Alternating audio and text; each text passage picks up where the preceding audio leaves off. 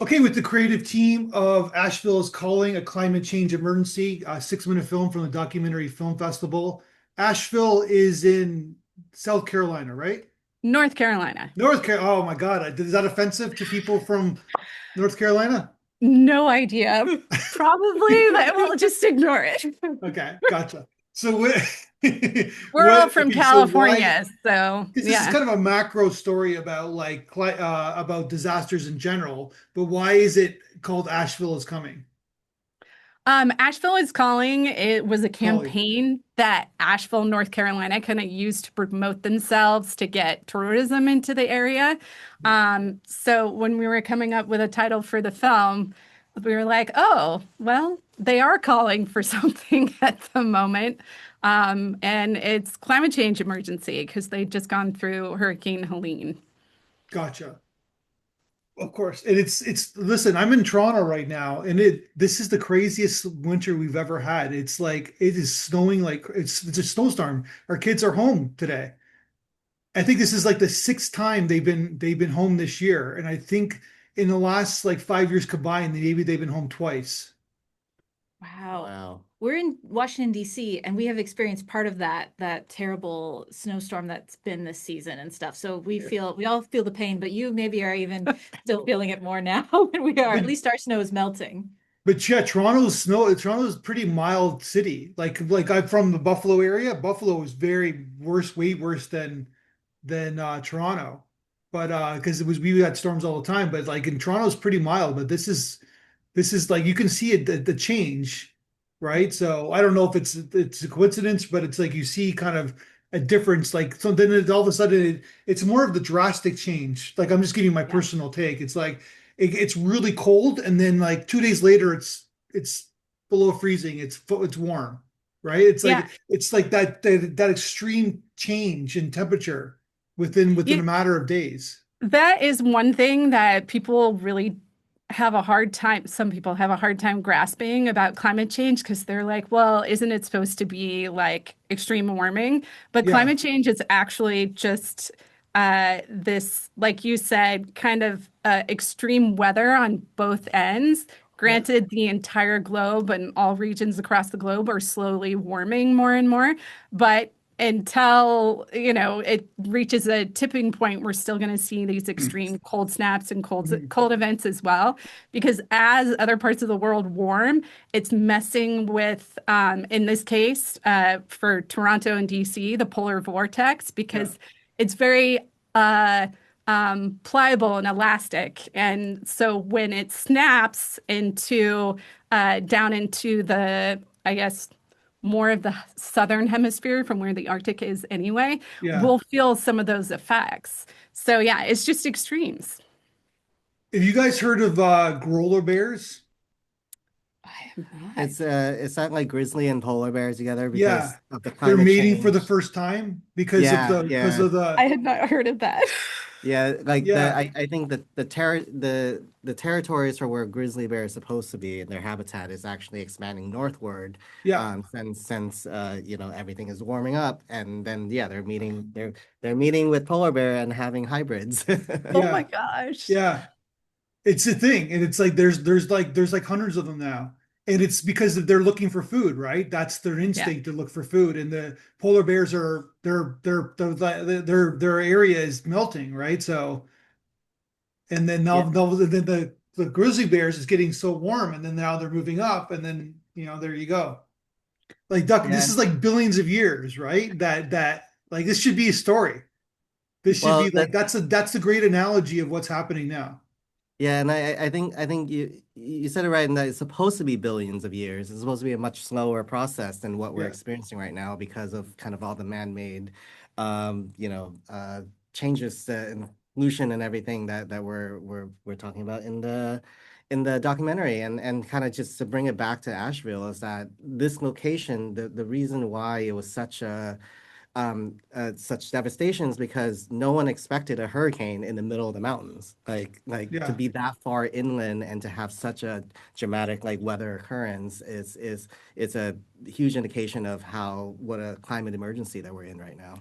And I mean, Asheville was known as one of the few climate havens within the United States. Yeah. And it used to be branded as you want to avoid those hurricanes, you want to avoid those heat waves or cold snaps or whatever. Come to Asheville. We're a climate haven. And it's pretty much nowhere is safe Yeah. at this point. We're all going to feel it. A Yeah. side story is that we had another storyteller who moved away from Florida to escape the hurricane to Asheville and encounter Helene that same year. So, Yeah. yep, there's Okay. nowhere safe. In 6 minutes, your film covers a lot, and there's some political elements to it as well. It's hard to ignore it, I guess, right? Were you worried about kind of being political in your film? Well, we work for the Center for American Progress, which Yeah. is a progressive policy think tank. And so for the three of us, we're a little bit more in that space of policy and politics are like probably the most impactful way that we are Yeah. going to actually tackle the Yeah. climate crisis. And so we felt like it was really important to acknowledge some of the challenges that are happening under the Trump administration right now, and that we felt like we were starting to move forward on some climate action here in the US, but it seems as if it's being pulled back a little, and not just like the overall climate change policies, but also how we are able to respond and recover from Mhm. instances like this. Yeah, it's scary, right? Because if something really bad happens, like say like in 2020, which something bad did happen, you know what I mean? And it's like it's hard. You gotta have that the resources and the regulations to react. And if you don't have it, then there's big trouble ahead, I guess. And I think what's important for us when we were telling the story was that climate change, you can talk about that happening on a global scale, and Yeah. it feels so big that, like any single entity can't be possibly responsible for it all. But situation like FEMA not being able to like reach its places in time and not having the resources to help these communities in times of disasters, I think those are something that we can pinpoint directly to the actions that this administration is doing. And make it a very personal story for like one person that can speak to Yeah. the larger story as well, and things like we had a great storyteller in, I forget her name right now. I'm so blinking. Our storyteller. Which one? No, Oh, this Colleen. Colleen. Colleen Daly, yeah. Yeah. Yes, I think that what was great about her is that she was not afraid to share her opinions and share her feelings to the camera, which Yeah. makes her such a great storyteller to convey the story, and things like when she mentions listening to the NPR story and how that spoke to her, for that the FEMA money was, they were debating it and she was looking outside her window being like, how could they say that? Like that was her experience that she was gracious enough to let us capture to help share this story. Yeah. So you're telling a micro story, an individual story with this macro kind of idea. So it for the viewer, that's just like a great technique for storytelling, that it gets them emotionally reacted to what she witnessed, and then also you're telling this grand story about that she's just one of a million people, I guess, right? Yeah. And I think the purpose of all of our work is that, policy touches people's lives. Like it's not just people coming up with ideas in a void somewhere and pontificating. Like these are policies that are actually, like changing the way, like the earth is, or change Mhm. like and saving people or not saving people. And so I think it is calling importance, and like, like DC politician that's like, you can't be too philosophical about this thing. Like policy do really affect people's lives, and we need to take some serious consideration when we're passing them. The work that we do here in this team and our storytelling, I call it emotional policy making. So it's Yeah. kind of like we're a think tank. We have amazing colleagues who come up with these brilliant ideas, and what we try and do is explain the why behind it all. Like, why should we care about one another enough to implement these policies? So yeah, emotional policy making. Yeah, isn't it like an oxymoron, emotionally policy? Yeah, We're changing that. We're trying to make it not an oxymoron. yeah. Okay, so she's great, like because Yeah, she runs like a small business. She yeah. helps the community, helps these kids with like kickboxing and in Taekwondo. It's like it's really good for kids, right? So she's obviously part of the community. Great subject to have. Where did you find her to be your subject? Funny enough, uh, Colleen sometimes comes up to DC to do workshops for people in this area to teach self-defense courses. Okay. And after the election, I have a daughter, and she was a little worried after this most recent election, and I was a little worried about just kind of the way the conversation was going and the people who were really kind of stepping into this space and the things they were saying. And she was like, I really want to learn some self-defense. And I was like, yes, me too. And so we took Colleen's course. And as we got to know her over the weekend, she started talking about Hurricane Helene and what they Oh, went through. And I was like, oh my gosh, Colleen, we have been looking for a storyteller to talk more about what it was like on the ground, what the experience was. She had talked about openly about how FEMA was a lifeline for them. And I was like, yes, we want to tell more people the real story about FEMA since the what had been out in the media during the election cycle wasn't really accurate on what happened on the ground. There were some really negative stories about FEMA, which weren't true.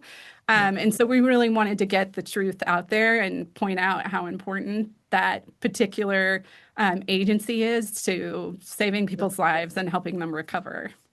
Because in the film she talks about FEMA helping the economy, helping her business, right? Yeah. Like she lost her bid, there's going to be a tragedy. You're going to lose your business. Your customers are not able to attend your, so then you're going to like, so then it helped her, like it filled in the gaps instead of her going bankrupt, her business going bankrupt. FEMA helped her out, right? So just like other businesses as well. Yeah. Yeah. And Go ahead.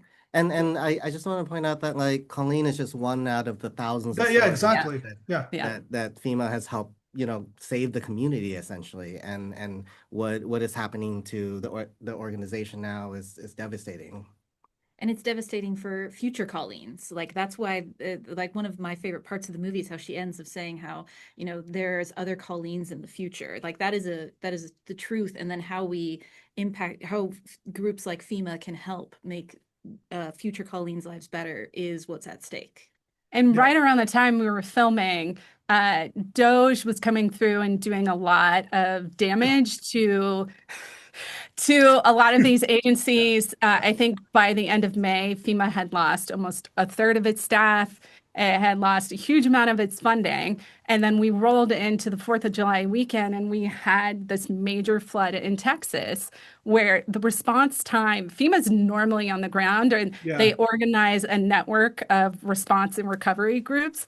It took them 72 hours to get on the boots on the That's ground because they crazy. were told they had to wait for Secretary Noam to approve it. And so, like, what kind of impact that had on the Yeah. ground in Texas is just so huge. And we know because of Colleen's story and so many others like her, Yeah. from Hurricane Helene and previous instances, the LA wildfires and such, how Yeah. important FEMA was to their communities. Yeah, yeah. There's like, from a Canadian, we have an outside perspective, I guess, right? Like I'm in the know of what's happening with your administration politically, but we're not. I guess we're involved because I guess we're like the enemy now. Not Right? to us, You Yeah, are not. not to so many Americans, not at all. yeah, yeah. Trust me, I get a lot of people. We do a lot of script readings, and most of them are American actors, and they always apologize. First thing they do, I want to apologize.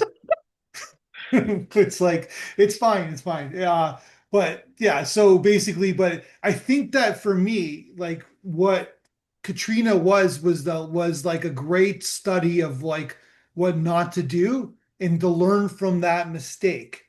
So it's only been Yeah, 20 years, right? Because there right. was a lot of problems that obviously without, and so it's almost funny that we did it, not funny in a haha way, but that they didn't learn from that. Like Yeah. they're still making the same mistakes that they did with Katrina. Yeah, and we thought in the last 20 years that we were doing a whole lot better. There was legislation in Yeah. place. FEMA really came into its own.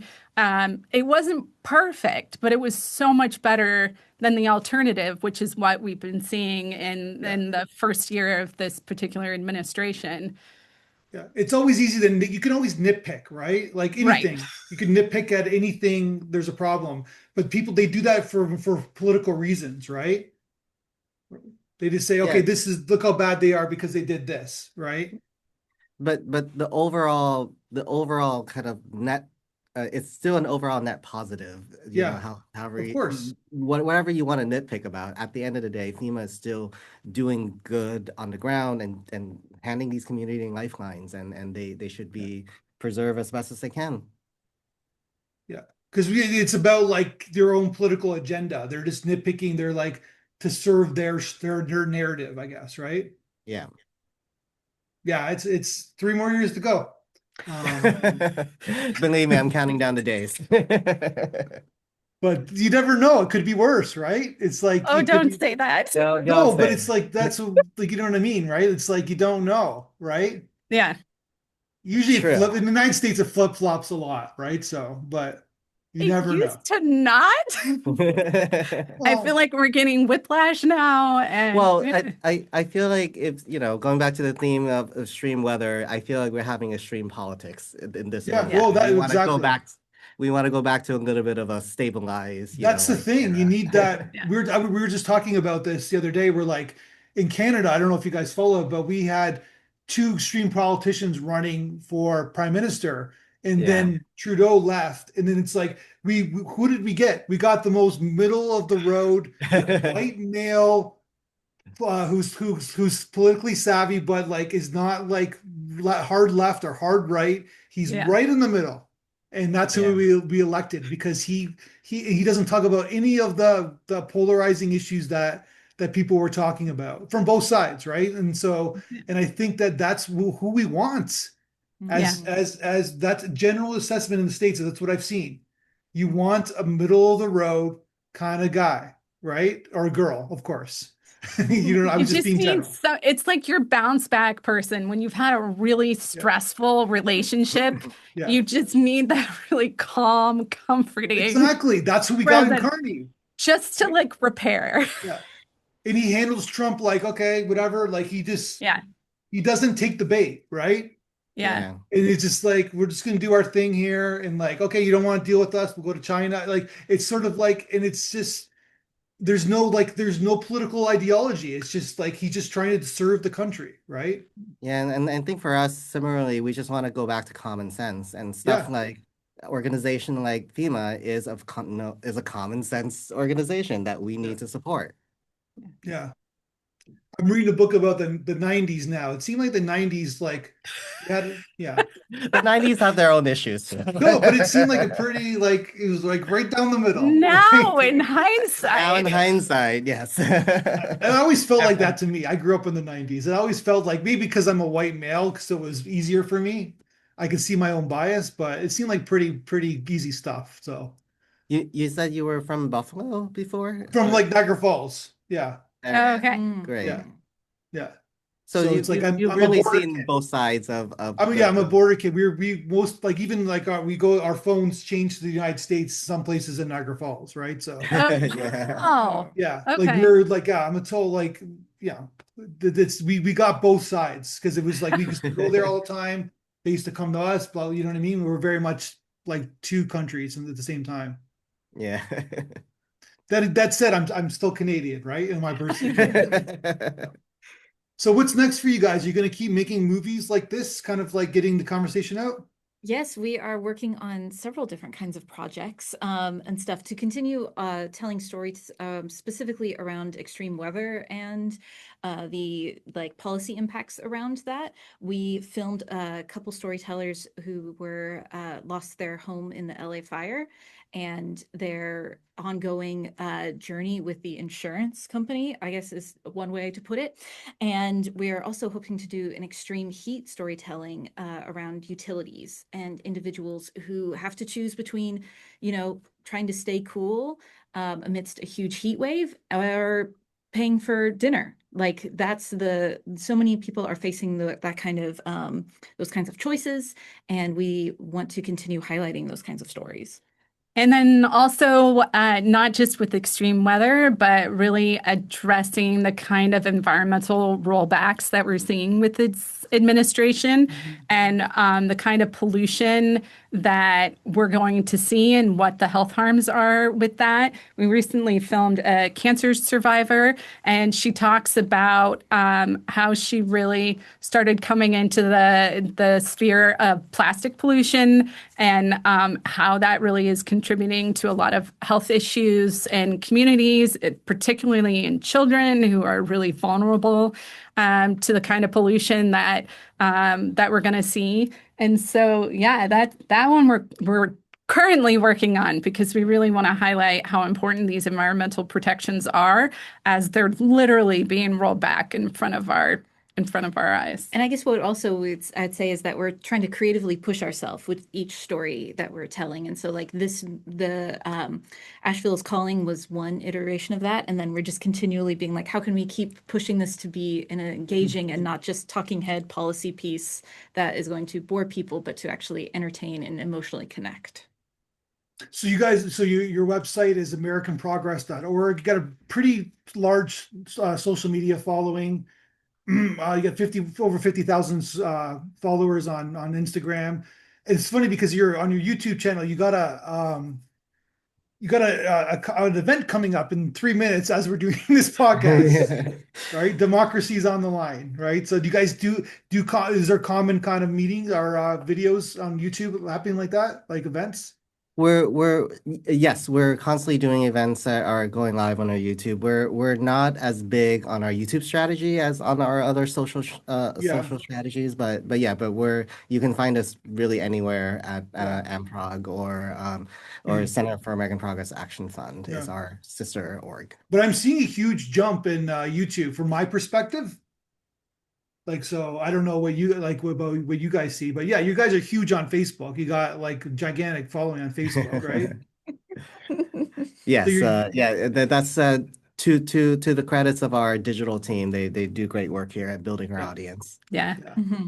I don't know. Yeah. And so, yeah, you're doing like, so you guys are definitely showcasing it. So is the plan to put this film, like get the film out there on your socials?